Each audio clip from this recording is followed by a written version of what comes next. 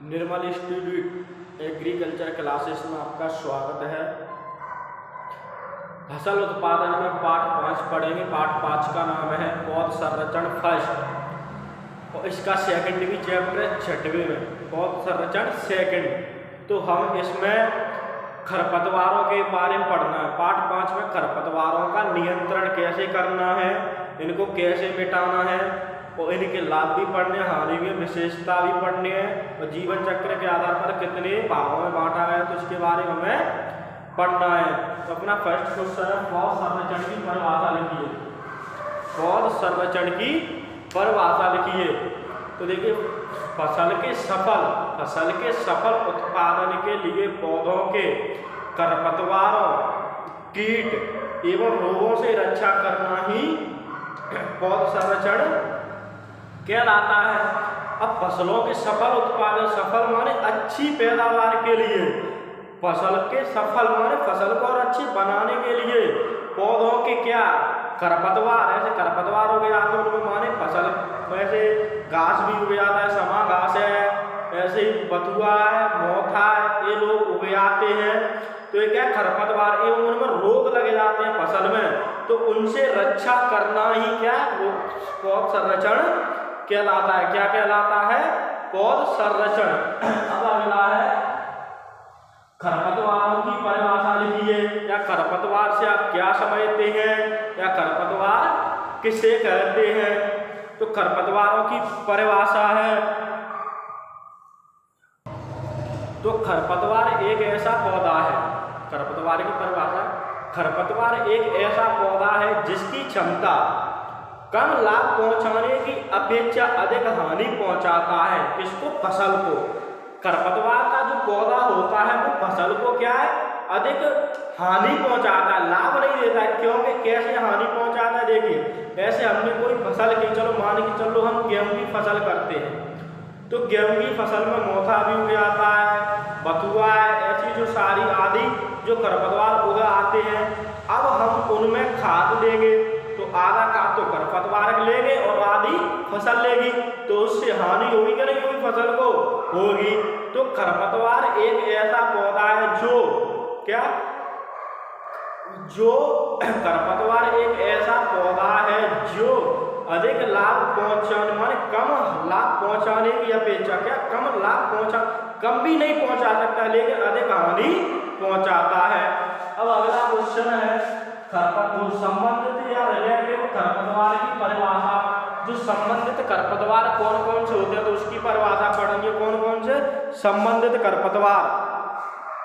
तो संबंधित खरपतवार फसलों के पौधे जो फसल अपन बोते हैं, अब उसी माने उसमें और किसी फसल का पौधा बिना बोए उग जाता है तो वो क्या है? संबंधित खरपतवार कहलाता है। अरे मान हमने उसमें क्या अपने गेहूं की एक किस्म बोई, क्या किस्म बोते हैं।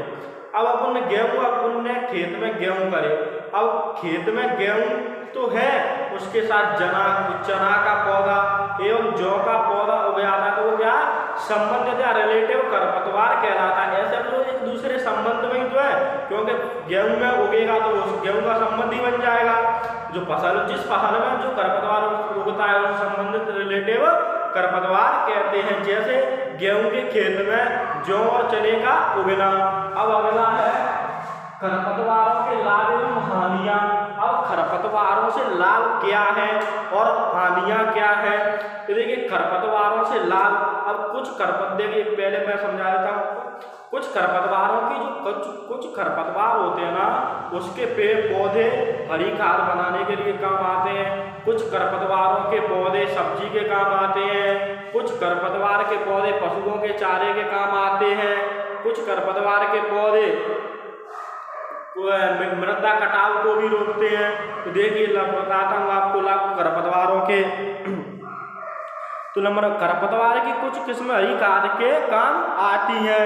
कुछ खरपतवार पशुओं के लिए चारे के काम आते हैं। नंबर अगला, कुछ खरपतवार हमारे लिए सब्जी के काम आते हैं। नंबर अगला, जैसे बथुआ, चौलाई, ये है। नंबर अगला, खरपतवार भूमि कटाव को भी रोकते हैं। अब देखिए, इसमें कुछ खरपतवार हरी खाद के लिए काम आते हैं।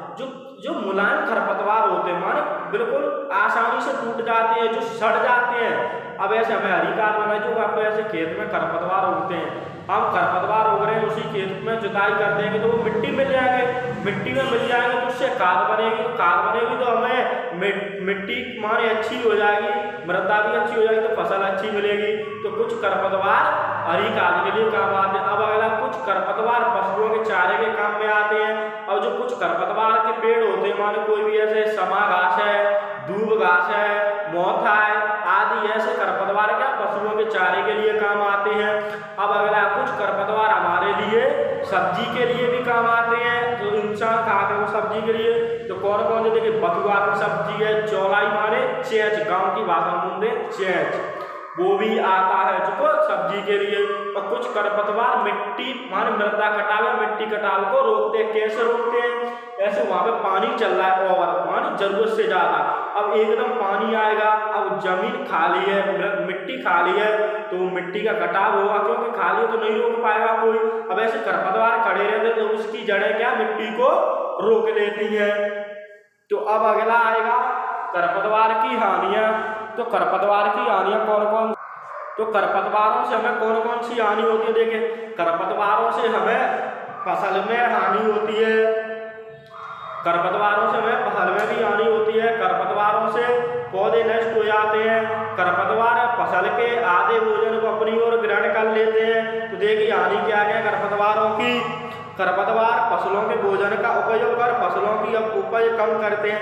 अब जो खरपतवार होते हैं, अपन ऐसे माने किसी फसल में कोई खरपतवार खड़ा है, जैसे गेहूं की फसल में कोई खरपतवार खड़ा है, सरसों की या चने की फसल में कोई खरपतवार खड़ा है, अब हम उसमें वो खाद देंगे, उनके लिए भोजन देंगे, भोजन पौधों के लिए, फसल के लिए, तो उसमें खरपतवार खड़े होंगे तो अपना भोजन, आधा भोजन तुम्हारे खरपतवार ही कर लेंगे, क्योंकि वो तो दोनों के लिए बराबर ही जाएगा, बराबर हिस्सों में।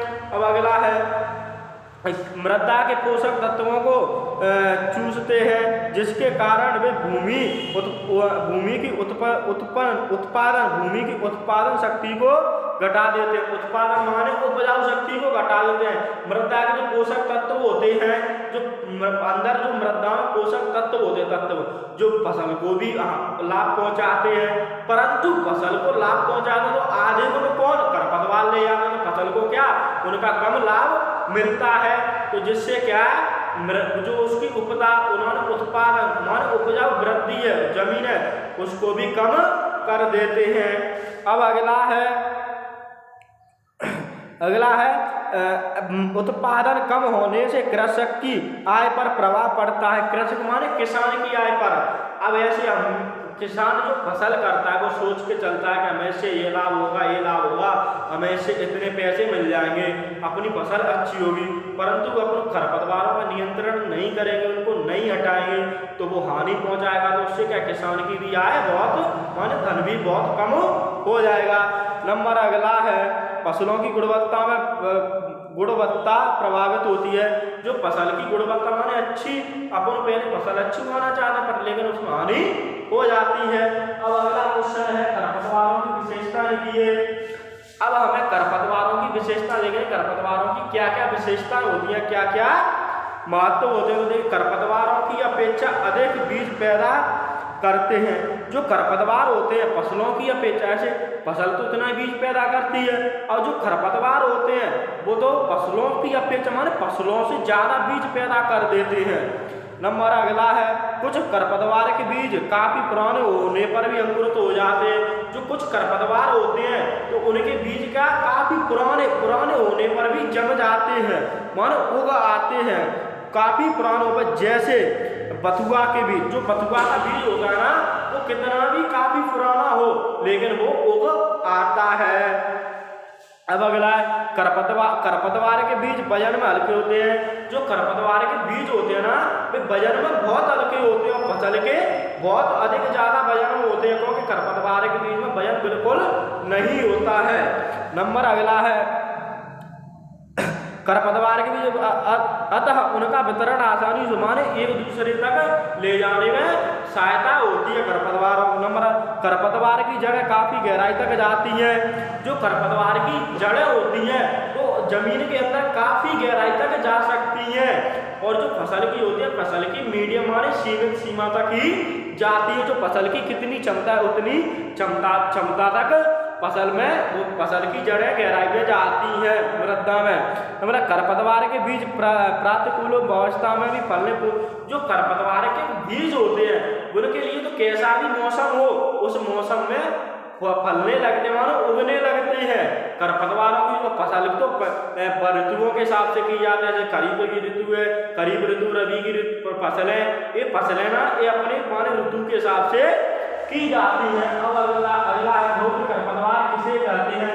जो रोग के खरपतवार, ऐसे रोग के खरपतवार वो होता है, ऐसे हमने कोई फसल भी ऐसे सरसों के अपने बीज किस्म की थी पानी 442, अब उसमें पानी 460 माने अलग अलग किस्म का पेड़ उगाया, पौधा उगाता है, उसे रोग के खरपतवार कहते हैं। तो देखिए जब किसी फसल में किसी अन्य जाति का पौधा बिना बोए उगाता है वह रोग के खरपतवार कहलाता। जब किसी फसल में हमने कोई फसल की, अब उस फसल में बिना बोए हमने तो दूसरी फसल का बीज बोया था, अब उसमें बिना बोए किसी अन्य जाति का पौधा उग जाता है, उसे रोग के खरपतवार कहते हैं। क्या कहते हैं? रोग के खरपतवार कहते हैं।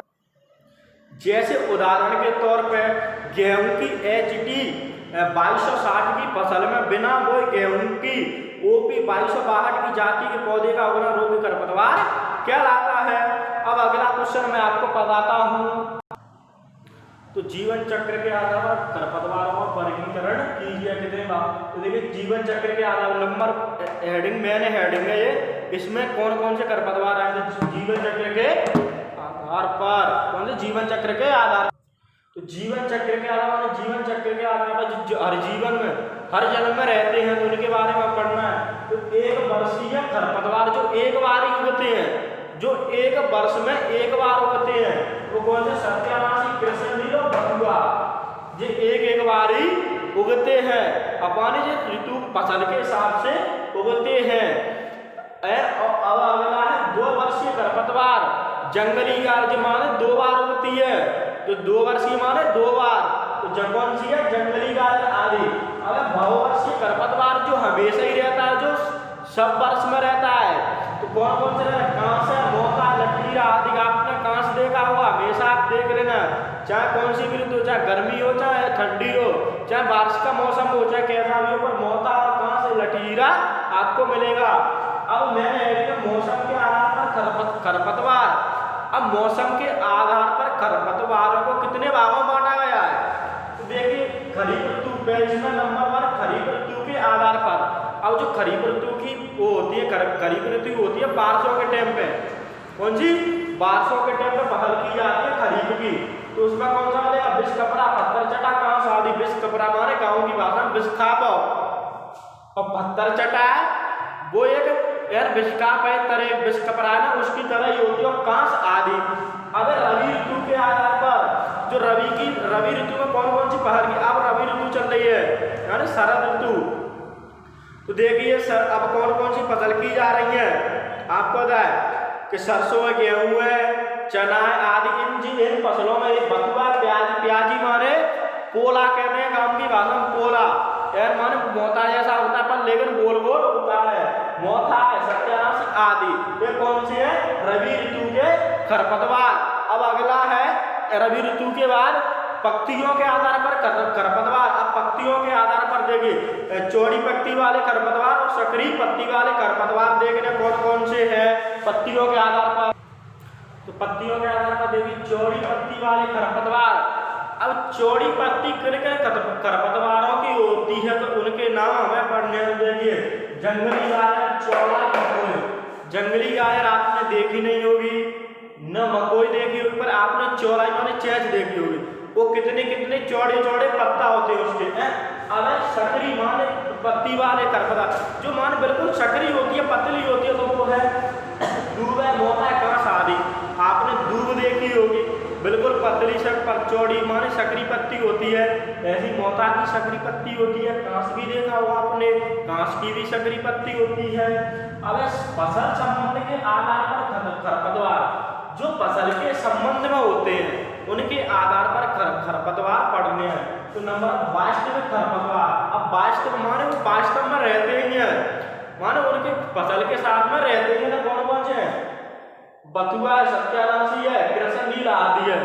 आपने बथुआ देखा होगा, जो अपन गेहूं का खेत करते हैं और सरसों में उसमें बथुआ 100% 100% होना है। तो देखिए बथुआ, सत्यानाशी, कृष्णनील आदि कौन से होते हैं? वास्तविक खरपतवार। अब संबंधित खरपतवार, अब किसी फसल के साथ कोई अन्य फसल का पौधा हो जाता है उसे संबंधित खरपतवार कहते हैं, जैसे जौ, चना आदि का होना। जो वास्तविक खरपतवार होते हैं ना, जो वास्तविक खरपतवार ये हमेशा हानि पहुंचाते हैं फसल को, यह फसल को हमेशा हानि पहुंचाते हैं। और गेहूं के खेत में जो ये चने का होना संबंधित खरपतवार कहलाता। अब बीज पत्र के आधार पर खरपतवार, अब एक बीज और द्विबीज बीज, एक बीज या द्विबीज बीज। तो एक बीज वाले कौन कौन से? दूब, मोथा, कपास, प्याजी, जो माने एक बार बो दिए थे हमेशा जमते रहते हैं एक बार। अब है द्विबीज खरपतवार, बथुआ, कृष्णनील, सेंधी, इनको क्या बार बार बोना पड़ता है, द्विबीज खरपतवार कहलाते हैं। धन्यवाद आपको, आपने हमारा वीडियो देखा। वीडियो अच्छा लगा हो तो लाइक और सब्सक्राइब जरूर करें। हम आपको ऐसे ही अगले चैप्टर की वीडियो डालेंगे, ऐसे ही डालते रहेंगे। कोई प्रॉब्लम हो या परेशानी हो तो हमें संपर्क जरूर करें, हम अपना उसमें कॉन्टैक्ट नंबर भी डालेंगे। धन्यवाद आपके लिए।